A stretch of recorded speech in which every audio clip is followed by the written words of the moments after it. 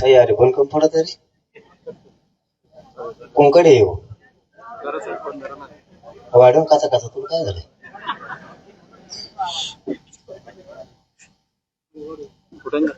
माझी तब्येत खराब आहे, मी जास्त बोलणार नाही, पण एकच सांगितलेलं आहे आणि आजही सांगतो. संतोष भैयाला न्याय मिळाल्याशिवाय आम्ही कोणीही त्या कुटुंबाच्या पाठीमागून एक इंच सुद्धा हलणार नाही. ती परिस्थिती या राज्याला आपण आणून दिलेली, किती खंबीरपणानं आपण देशमुख कुटुंबियाच्या पाठीशी याची परिस्थिती आपण त्यांना आणून दिलेली. दोन आपण ठामपणानं त्यांच्या पाठीशी सगळं राज्य उभं आहे आणि सूर्यवंशी कुटुंबाच्या सुद्धा पाठीशी आपण ठामपणे उभे आहेत हे सूर्यवंशी कुटुंबियांना सुद्धा माहिती. या ठिकाणाहून फक्त एक महत्वाचं आव्हान आपल्या सगळ्यांना करतो आणि राज्यातल्याही सगळ्या जनतेलाही करतो आणि विशेष करून मराठ्यांनाही करतो. लॉंग मार्च सूर्यवंशी यांच्या न्यायासाठी मुंबईला चालला. ज्या रस्त्यावरून तो लॉंग मार्च जाणार असणारे गावागावातल्या प्रत्येक मराठ्यानं त्यांची नाश्त्याची, पाण्याची, जेवणाची व्यवस्था ताकदीनं करावी ही या ठिकाणाहून जाहीरपणाने सगळ्या जनतेला सुद्धा सांगतो. आता आरोपी अटक झालेत, एक जण राहिलाय, त्याचाही शोध लागलच. ही साखळी खूप मोठी आहे, या राज्यानं कधी अशी साखळी बघितली नसेल, असलं कधी नेटवर्क या राज्यानं कधी बघितलं नसेल. इतकं स्ट्रॉंग नेटवर्क आहे. आपल्या कल्पनेच्या पलीकडे माय बापा, आपल्या बापजाद्याने किंवा आपण असं नेटवर्क कधी बघितलं नसेल. 70-75 वर्षातल्या कुठल्या सरकारनं सुद्धा असं नेटवर्क आतापर्यंत बघितलं नसेल. इतकं स्ट्रॉंग नेटवर्क आहे. ही साधी सोपी गोष्ट समजू नका. आपल्या संतोष भैयाचा बळी यांनी घेतला, पण हे नेटवर्क इतकं मोठं आहे, याला खूप दिवस लागणार आहे सगळं सापडायला. वेगळ्या वेगळ्या टीमा आहेत, खंडणी मागणाऱ्या वेगळ्या टीमा, खून करणाऱ्या वेगळ्या, यांना घेऊन पळणाऱ्या वेगळ्या, पैसा पुरवणारी वेगळी टीम, यांना झोपायला घर देणारी वेगळी टीम, यांना या ठिकाणाहून त्या ठिकाणाहून नेण्यासाठी वेगळी टीम, डाके टाकणारी वेगळी टीम. तसे गुन्हे आहेत त्यांच्यावर. छेडछाडी करणाऱ्या वेगळ्या टीम.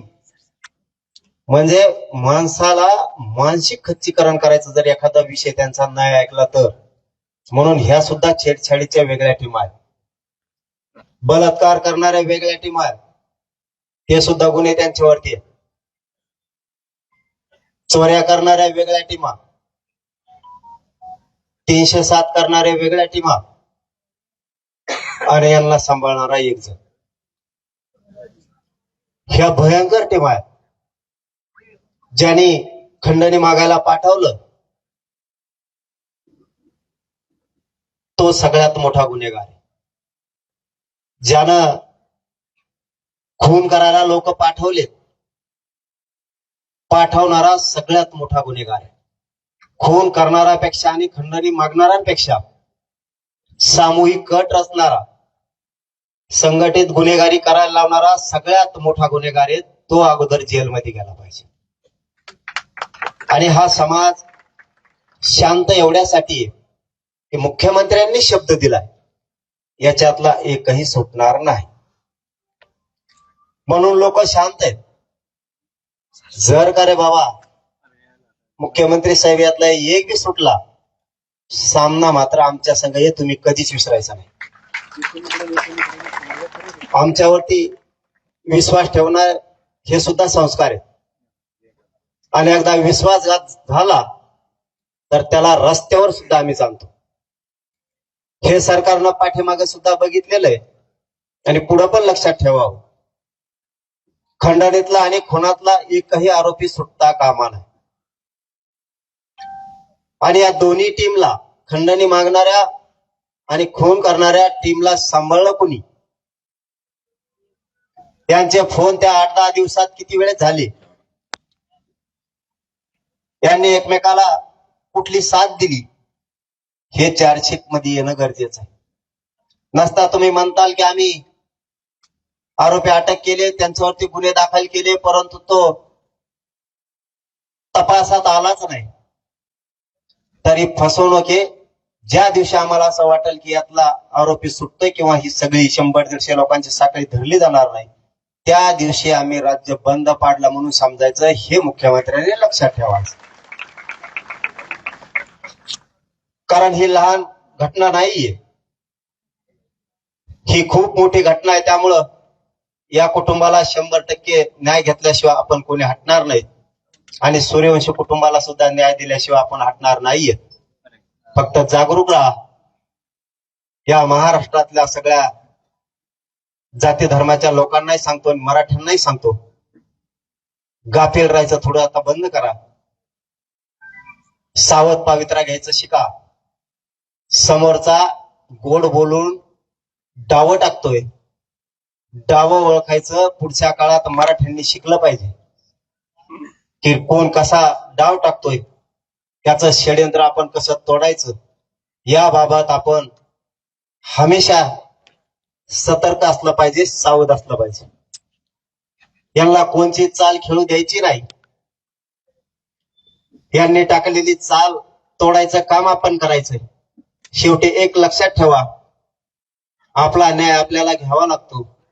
राजकारण हे राजकारणाच्या ठिकाणी असतं, पण ज्यावेळेस अस्मितेवर घाला येतो, ज्यावेळेस हे कुटुंब उन्हात पडतं, ज्यावेळेस एक लेक टाळू फोडती, एक भाऊ न्यायासाठी वनवन न्याय मागत हिंडतो, त्यावेळेस त्यांच्या पाठीशी उभा राहणं समाजानं मायबाप म्हणून गरजेचं असतं.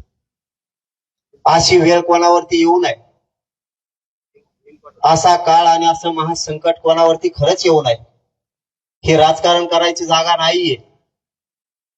हे राजकारण 4 दिवस केलं जातं, नाही केलं जात, परंतु देशमुख कुटुंबावरती जी वेळ आली ना, ही कुठल्याच राज्यातल्या कुटुंबावर येऊ नये.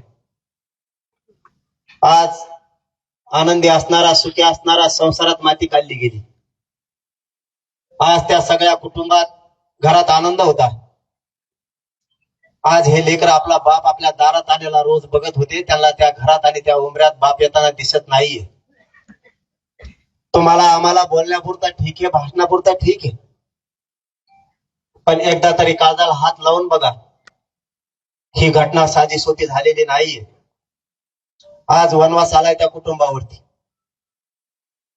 कुटुंबाला काय करावं कळत नाहीये.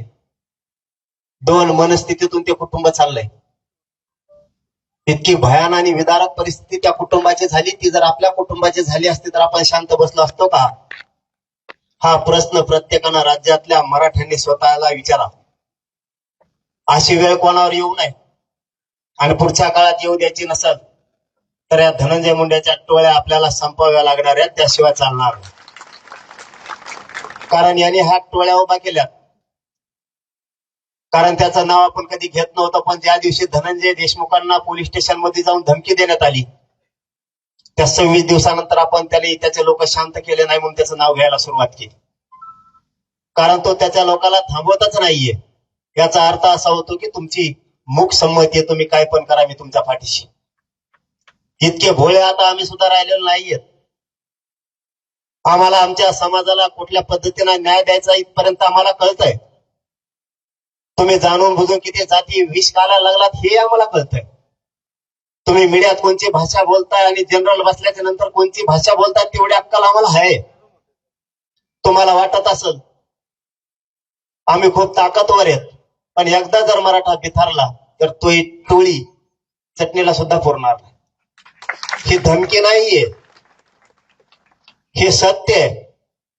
तुम्ही जर तुमच्या टोळ्या, लाभार्थी टोळ्या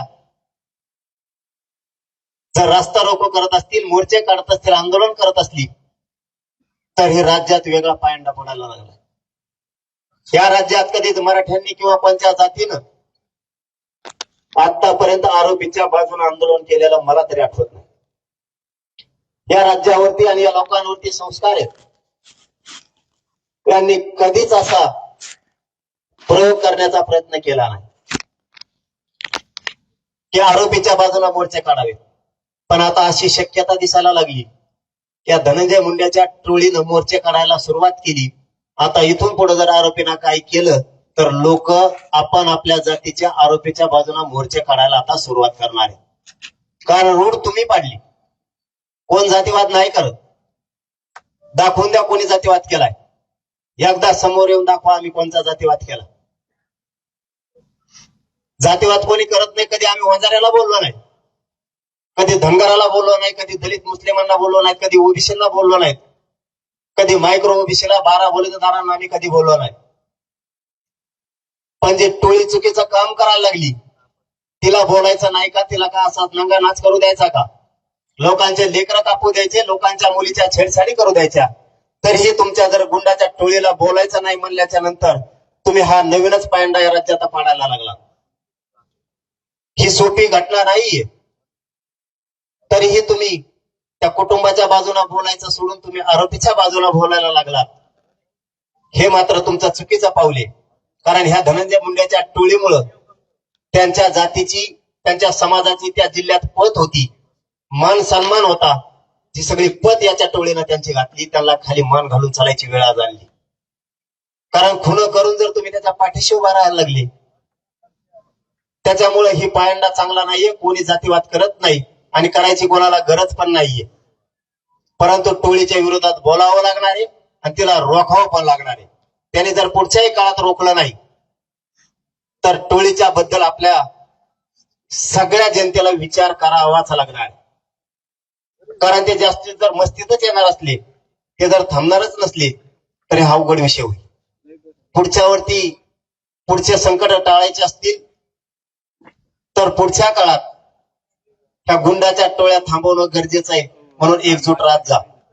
हाक मारल्यावर येत जा. असू द्या सर्व पक्षी असू द्या नाही तर कशाच असू द्या. हे सर्व पक्षी म्हणलं काही जण लई कणत येत. आता काय करावं मलाही कळत नाही. असुदला तरी असू द्या. एखाद्या वेळेस लेकीच्या हाकीला मान द्यायचा शिका. लेख बहादर टाव फोडती सांगते माझ्या बापाच्या न्यायासाठी तुम्ही या, तर आपण आलं पाहिजे. आपण नाही मान सन्मानाचा विचार केला पाहिजे. खाली जागा मिळाली नाही तर वर मिळाली नाही तर नाही मिळाली तरी चालत. पण इथून पुढचा पायंडा मान सन्मानासाठी नाही तर न्यायासाठीच पडला पाहिजे. त्यासाठी मिळेल तिथं बसायची तयारी आपण ठेवली पाहिजे. न्याय आपल्यासाठी खूप महत्वाचा आहे. तरच या एकजुटीला किंमत आहे, नाही तर या एकजुटीला काही किंमत नाही तुमच्या माझ्या. संतोष देशमुख आणि सोमनाथ सूर्यवंशीच्या कुटुंबाला न्याय मिळाला पाहिजे. त्यासाठी आपण सगळ्यांनी पुढच्या काळात जे जे आपल्या समोर आणखीन प्रकार येतील ते पाहून आपण पुन्हा एकजूट राहू आणि या कुटुंबाला न्याय देऊ एवढीच विनंती करतो आणि थांबतो. धन्यवाद.